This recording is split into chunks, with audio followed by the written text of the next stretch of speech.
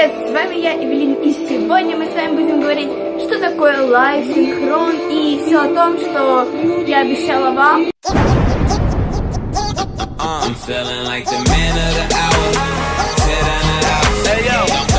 Кто не понял, мы будем вести речь о журналистике, ведь такая рубрика у меня теперь есть. В ней я буду с вами разговаривать именно о журналистике. Надеюсь, вам это будет нравиться. Да. Когда вы начинаете писать какую-то статью или вести какой-то репортаж, вы должны сначала написать подводку, то есть подвести к своему сюжету. Подводка пишется, и она достаточно, обычная подводка. Если вы посмотрите новости, то там сначала говорит ведущий подводку, ту, которую вы написали, а потом уже появляетесь вы в кадре и начинаете говорить о каком-то там сюжете или с чего-то начинать с лайфа или что-то такого. Мы пишем какую-то статью, мы уже сами подводим, точнее, сначала рассказываем, о чем мы будем говорить, и потом уже плавненько переходим к самому сюжету, к самой статье. Я заговорила о лайфе. Так что это такое? Лайф — это жизнь. Скажите, в смысле жизнь? В лайфе вы показываете... Приведу пример.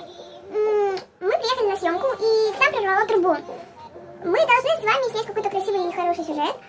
У нас будет лайв, а лайв будет состоять из того, что мы снимем, как течет вода или какая-то лужа большая. То есть лайв позволяет сделать так, чтобы вас просто не то что поняли, а вам поверили, вот.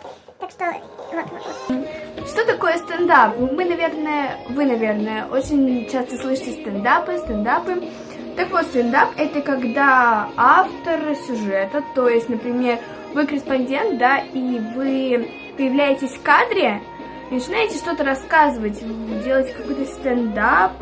Итак, стендап — это когда мы с вами разговариваем, и я передвигаюсь и что-то вам рассказываю. Это стендап. А синхрон может быть героя или ваш синхрон. Это прямая речь человека, говорящего в кадре, то есть он рассказывает вам что-то. Вы знаете, есть 3 темы, которые волнуют всех и каждого. Первое — это дети, второе — это деньги, а третье — это наша с вами личная жизнь и что у нас происходит вот тут вот. Я просто говорю. Вообще, чтобы сделать интересный сюжет, нужно, чтобы это касалось всех и каждого, потом это было просто интересно, и третье должно быть просто понятно нашим с вами обычным языком, как мы с вами разговариваем. Не нужно применять там, где и причастные обороты, и все вот в этом роде. Интервью — это, наверное, самое сложное, потому что вы должны общаться с человеком, и вы должны правильно задавать ему вопросы, чтобы ему было комфортно. Если вам нужно, чтобы он заплакал, вы должны его так добить, чтобы он прям заплакал для видео. Если вам нужно, чтобы он прям рассмеялся, это был искренний смех, то вам нужно прям его рассмешить как-то с ним поговорить о душевном, и вот. А на этом все. На следующем выпуске мы с вами поговорим именно об интервью, как его правильно брать, что правильно говорить и как не растеряться на нем.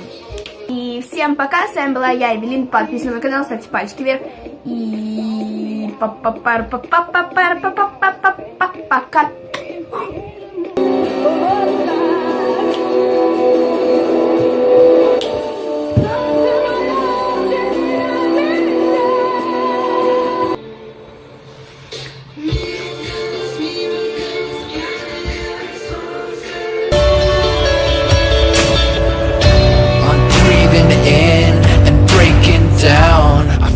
My time is running out. The fire in my heart will burn me to the ground.